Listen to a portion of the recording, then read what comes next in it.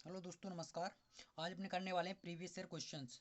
इसका एक पार्ट हो चुका है, आज दूसरा पार्ट करेंगे। ठीक है, तो आज भी अभी आपने चैनल को सब्सक्राइब नहीं किया तो सब्सक्राइब कर लीजिए, लाइक कर दीजिए और अपने दोस्तों को भी शेयर कर दीजिए। ठीक है, तो हमने पिछले वीडियो में पहला क्वेश्चन, दूसरा क्वेश्चन और तीसरा क्वेश्चन कर लिया था। आज अपने करेंगे क्वेश्चन नंबर 4 करेंगे। ठीक है, तो फिर क्वेश्चन को अपने स्टार्ट करते हैं। ये मैं बता चुका हूँ, ये क्वेश्चन सारे के सारे 2020 में आपके बोर्ड में पूछे जा चुके हैं। मैं 2020 के पेपर से उठा के लाया हूँ। ठीक है, तो अपना क्वेश्चन नंबर 4 को स्टार्ट करते हैं।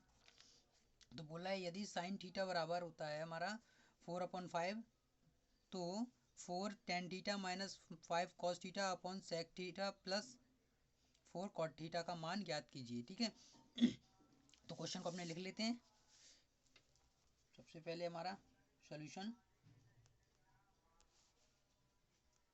सोल्यूशन अब गिवन दैट हमारा क्या है, दिया है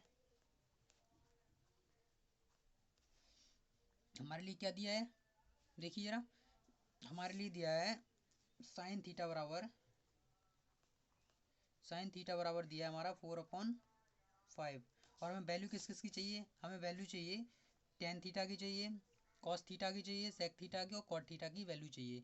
तो इसके लिए हमें क्या करना पड़ेगा सॉरी, तो साइन थीटा से हमें तीनों की चारों की value, tan cot sec cos सबकी वैल्यू निकालनी पड़ेगी। तो सबसे पहले क्या करेंगे, हम पाइथागोरस प्रमेय लगाएंगे।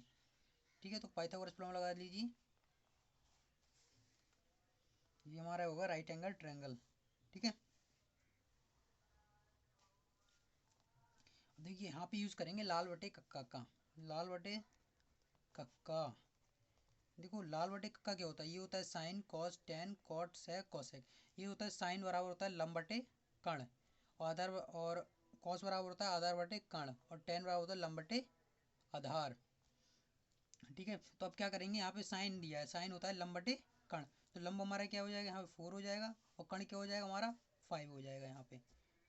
और हमारा आधार क्या है, आधार को हम ए ही मान ले, यहाँ पे आधार है, आधार को हम ए ही मान लेते हैं। ठीक है, अब क्या लगाएंगे, अब लगाएंगे अपने पाइथागोरस थ्योरम। ठीक है, अब लगाएंगे देखिए पाइथागोरस प्रमेय से, प्रमेय को बोलते हैं इंग्लिश में थ्योरम।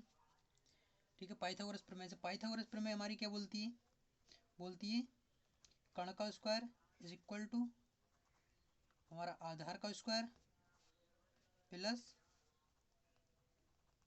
लंब का स्क्वायर। अब कर्ण का स्क्वायर, कर्ण क्या है हमारा 5 है, तो 5 का स्क्वायर कर देंगे बराबर आधार क्या है हमारा, आधार ए है तो ए का स्क्वायर प्लस लंब क्या है हमारा 4, तो 4 का स्क्वायर। तो 25 ए स्क्वायर प्लस 4 चौके 16 हो जाएंगे। ठीक है, अब यहाँ पे ए स्क्वायर बराबर निकालेंगे, तो यहाँ पे हमारा आ जाएगा 25 minus 16।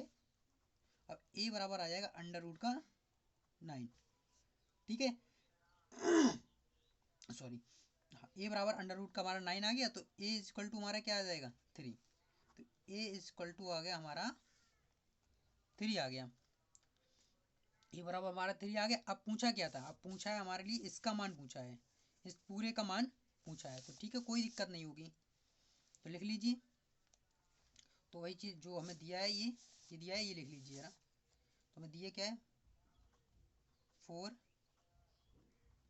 tan theta minus 5 cos theta upon sec theta plus cot theta, ये मैं दिया था। अब इसका मान पूछा है, तो मान पूछा है तो इसको निकाल लीजिए। ये क्या करेंगे 4। अब tan थीटा बराबर क्या है, देखिए tan क्या बताया तुमने, लंब बटे आधार। लंब यहाँ पे क्या है, लंब हमारा यहाँ पे 4 है, और आधार क्या है, आधार हमारा 3 है। लगा दीजिए यहाँ पे, लगा दिया। अब माइनस, अब 5, अब कॉस बचा कॉस थीटा, कॉस थीटा क्या बचा, कॉस थीटा होता है हमारा आधार बटे कर्ण। आधार क्या है हमारा, आधार हमारा है 3, और कर्ण क्या है हमारा 5 अपॉन। सेक थीटा क्या होता है, सेक ही होता है कर्ण बटे आधार, कॉस का अपोजिट। तो कर्ण क्या है हमारा 5, और आधार क्या है हमारा 3। ठीक है, अब ऐसे हमारा क्या बचा, अब ऐसे हमारा बता कॉट थीटा। कॉट थीटा क्या होता है, कॉट थीटा होता है हमारा आधार बटे कर्ण, आधार बटे लंब, सॉरी आधार बटे लंब होता है। तो प्लस यहाँ पे लिखेंगे आधार बट्टे लंब। आधार क्या है हमारा, आधार हमारा 3 है और लंब हमारा है यहाँ पे 4। ठीक है, अब इसे सॉल्व कर लेंगे, हमारा फाइनल आंसर आ जाएगा। देखिए यहाँ से 4 × 4 कितना हो जाएगा, 16/3 माइनस 5 से 5 कैंसिल हो जाएगा, यहाँ पे कितना बचेगा 3 बचेगा अपॉन, यहाँ पे इसका एलसीएम टेक कर लेंगे तो यहाँ पे कितना बचेगा, यहाँ पे बचेगा 5 चौके 20 हो जाएगा, प्लस हो जाएगा यहाँ पे 9 हो जाएगा अपॉन यहाँ पे हो जाएगा 12। ठीक है, इजी है। उसके बाद क्या करेंगे, देखिए उसके बाद यहाँ पे भी वही एलसीएम ले लेंगे। यहाँ पे 16 प्लस 16 माइनस 9 हो जाएगा अपॉन में 3 आ जाएगा और इसके पूरे अपॉन में आ जाएगा 29/12।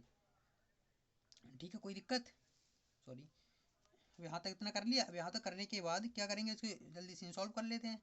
सॉल्व क्या करना है, इसमें बचा ही क्या है, इसमें 9 घटाएंगे, यहाँ पे बचेगा 7 बचेगा, यहाँ पे 3 बचेगा और यहाँ पे 29 है और यहाँ पे 12 आ जाएगा।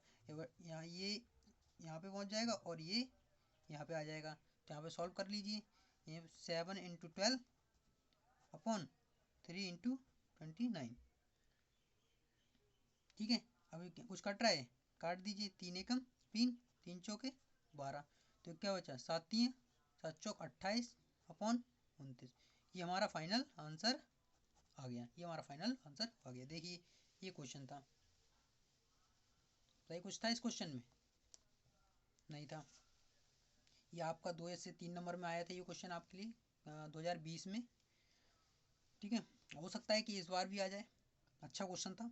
अब ऐसे अगला क्वेश्चन करते हैं। अगला क्वेश्चन हमारा क्या कहता है, देखिए अगला क्वेश्चन है हमारा, अगला क्वेश्चन कह रहा है कि सिद्ध कीजिए कि निम्न रैखिक समीकरण युग्म एक अद्वितीय हल है। मतलब अद्वितीय हल का मतलब इसके 2 हल हैं। ठीक है, अब क्या पूछ रहा है, मतलब इसके अद्वितीय का मतलब होता है हल है। ठीक है, ये इसकी कंडीशन यहाँ बनती है, मैं भी बताऊंगा। और प्रतिस्थापन विधि द्वारा इसको हल कीजिए। देखो अद्वितीय हल के लिए क्या होता है, देखिए मैं अद्वितीय हल के लिए बताऊँ आपके लिए। देखिए मैं थोड़ा सेट कर लूँ, हाँ अब ठीक है। देखिए अद्वितीय हल के लिए क्या होता है, थोड़ा मैं पहले उससे पहले बता दूँ। अद्वितीय हल के लिए होता है, अद्वितीय हल के लिए अद्वितीय हल के लिए शर्त होती है हमारी, अद्वितीय हल के लिए हमारी शर्त होती है। मान लीजिए हमने 2 इक्वेशन दे दिए कोई भी, जैसे ax1 by1 cy1 ऐसे करके कोई 2 इक्वेशन दिए हैं। और उसमें कंडीशन होती है हमारी a1/a2 equal b1/b2 equal c1/c2। तो यहाँ पे कहता है a1/a2 is equal to b1/b2 नहीं होना चाहिए, नॉट इक्वल टू होना चाहिए। ठीक है, ये हमारी क्या कहती है, ये हमारी अद्वितीय हल की कंडीशन कहती है। अब देखिए यहाँ पे क्या कह रहा है, अब यहाँ पे तुम्हें दिखाई दे रहा है कि सिद्ध कीजिए कि इन क्वेश्चन का अद्वितीय हल है। अद्वितीय हल के लिए क्या है, अद्वितीय हल के लिए क्या है, और अद्वितीय हल के लिए देखिए जरा क्वेश्चन हमारा ये। अद्वितीय हल के लिए हमारे 2 इक्वेशन दिए हैं। इक्वेशन क्या दी है हमारी, 2x + 3y is equal to 7 और 6x + 5y और इज इक्वल टू 11। ये 2 इक्वेशन हमारी दिए हैं, ये दोनों 2 इक्वेशन दिए हैं। अब इन इक्वेशन को क्या है, अब इनको अद्वितीय हल चेक करेंगे। तो a1/a2 b1/b2 और c1/c2। ठीक है, तो वही करते हैं ये वाली इस कंडीशन से। तो 2/6 is equal to 3/5 is equal to 7/11। अब यहाँ पे देखिए ये एक दूसरे इक्वल बैठ रही है, नहीं है तो नॉट इक्वल टू लिख देंगे। यहाँ पे भी नॉट इक्वल टू, यहाँ पे भी आ जाए कोई दिक्कत नहीं, इक्वल हो तो ठीक है, नहीं हो तो ठीक है, कोई दिक्कत नहीं है यहाँ पे। तो हमारी अद्वितीय हल की कंडीशन फुलफिल हो रही है, ये हमारी अद्वितीय हल की कंडीशन फुलफिल हो रही है। अब फुलफिल हो रही है तो क्या करना है हमें, रैखिक समीकरण को अद्वितीय हल है सिद्ध कीजिए। अद्वितीय हल है तब प्रतिस्थापन विधि द्वारा इनको हल कीजिए। अद्वितीय हल है तभी सॉल्व करना था, और हमने ये वाली कंडीशन देख ली। अब ये कंडीशन देख ली तो यहाँ पे क्या है, अद्वितीय हल इनका है, इन इक्वेशंस का जो रैखिक जो हमारे रैखिक समीकरण दिए हैं इनका अद्वितीय हल है। अब इसके बाद हम क्या करेंगे, इसके बाद हम इनको प्रतिस्थापन विधि से सॉल्व करेंगे। तो ठीक है, प्रतिस्थापन विधि से इन इक्वेशंस को अपने सॉल्व करते हैं। अब देखिए प्रतिस्थापन विधि से, तो सबसे पहले इक्वेशन लिख लेते हैं। ये हम इक्वेशन नंबर फर्स्ट मान लेते हैं, और ये 6x + 5y is equal to 11, ये इक्वेशन नंबर हम सेकंड मान लेते हैं। और भाई अब हम पहले भी करा चुके हैं ये प्रतिस्थापन विधि से क्वेश्चन, आज भी करा रहे हैं। तो अब पहले क्या करते हैं, समीकरण नंबर कोई एक ले लेते हैं। तो समीकरण नंबर एक ले ली कोई, समीकरण एक से, समीकरण एक से कोई समीकरण एक लेंगे, उसके बाद क्या करेंगे, एक समीकरण लेने के बाद अपने उसमें से किसी एक्स या वाई की वैल्यू को निकालते हैं। तो यहाँ से एक्स की वैल्यू निकाल लें,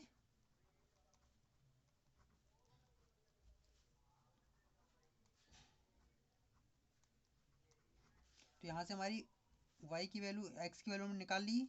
अब एक्स की वैल्यू यहाँ पे हमारी ये आ गई, ठीक है, सॉरी, ये एक्स की वैल्यू हमारी यहाँ पे ये आ गई, देखिए ये एक्स की वैल्यू आ गई। अभी एक्स की वैल्यू ये हम इक्वेशन नंबर हम ये थर्ड मान लेते हैं। अभी एक्स की वैल्यू हमने इक्वेशन नंबर फर्स्ट में निकाली है, अब इक्वेशन एक्स का मान इक्वेशन नंबर सेकंड में रख देते हैं, ठीक है। तो रख दीजिए यहाँ पे लिखिए एक्स का मान समीकरण दो में रखने पर, समीकरण दो में रखने पर एक्स का मान एक्स, अब एक्स की वैल्यू यहाँ पर रख दीजिए 7 - 3y / 2 plus 5y is equal to 11, ठीक है ना। अब देखिए अब क्या करना है, अब करना है कुछ नहीं, अब यहाँ से काट दीजिए, 2 × 1 = 2 और 2 × 3 = 6। अब इसके अंदर मल्टीप्लाई कर दीजिए, 3 × 7 हो जाएगा 21 माइनस, और 3 कितना हो जाएगा 9y प्लस का यहाँ पे 5y है इज इक्वल टू 11 हो जाएगा। यहाँ पे इधर ये माइनस का इधर चले जाएगा, ये माइनस का पहुँच जाएगा, ये माइनस के 9, ये यहाँ पे प्लस का 5, तो यहाँ पे क्या बचेगा माइनस का 4y is equal to 11 minus 11, ये प्लस की तरह के माइनस के हो जाएंगे ना, तो 11 - 21 हो जाएगा। तो माइनस का 4y इज इक्वल टू हमारा आ जाएगा, यहाँ पे घटाएंगे तो क्या आ जाएगा, यहाँ पे 10 पर आ जाएगा हमारा, हाँ यहाँ पे आ जाएगा हमारा 10, ठीक है, वो भी माइनस का, माइनस से माइनस हमारा कैंसिल हो जाएगा। तो y इज इक्वल टू आ जाएगा 10/4। तो y की वैल्यू यहाँ पे क्या आ जाएगी, y की वैल्यू यहाँ पे काटेंगे तो यहाँ पे आ जाएगा 5, यहाँ पे आ जाएगा 2, तो 5/2 आ जाएगा y की वैल्यू। अब y की वैल्यू हमारी ये आ गई, ठीक है। अब y की वैल्यू आ गई, अब y की वैल्यू के बाद अब x की वैल्यू निकालेंगे, x की वैल्यू किस में रखेंगे, अब y का मान इक्वेशन नंबर हम किस में रख देंगे, इक्वेशन नंबर रख देंगे थर्ड में। तो y का मान समीकरण 3 में रखने पर, y का मान समीकरण तीन में रखने पर y का मान, ठीक है। अब y का मान समीकरण 3 में रखते हैं, तो x बराबर हमारा 7 - 3 × 5/2 ठीक है, यही तो था। उसके बाद सॉल्व कर लीजिए इसे, 7 इसकी क्रॉस मल्टीप्लाई करते, इसकी मल्टीप्लाई करेंगे तो ये हो जाएगा 14 आ गया, माइनस 15/2, और इसके अपॉन में भी 2, थोड़ा इधर लिख लीजिए नीचे, इसके अपॉन में भी 2 आ जाएगा, और इसके अपॉन में 1 होगा, 2 के अपॉन में 1 होगा, ठीक है। अब क्या करेंगे, अब देखिए ये सॉल्व करना है, सॉल्व कर लीजिए। ये हमारा क्या बचेगा, माइनस का 1 बचेगा, ये माइनस का 1 लिख लीजिए, यहाँ पे 2 बचेगा, यहाँ पे भी अपॉन में 2 आ गया, अपॉन 1, ये हमारा यहाँ पे पहुँच जाएगा, और ये हमारा यहाँ पे पहुँच जाएगा। तो x इज इक्वल टू क्या आ जाएगा हमारा, x बराबर, ये 2 दूनी 4 हो जाएगा, तो -1/4 आ जाएगा, ये हमारा फाइनल आंसर आ गया। ये हमारा x आ गया, ये हमारा y आ गया। तो इस तरीके से हमें इन दोनों को सॉल्व करना था, ठीक है।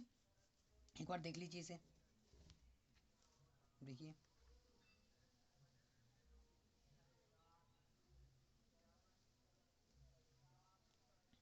पहले हमने क्या किया है, पहले हमने अद्वितीय हल की शर्त देखी, शर्त फुलफिल हुई, उसके बाद हमने बताया उसमें प्रतिस्थापन विधि से इसे सॉल्व कीजिए, फिर हमने प्रतिस्थापन विधि से इसको सॉल्व कर दिया।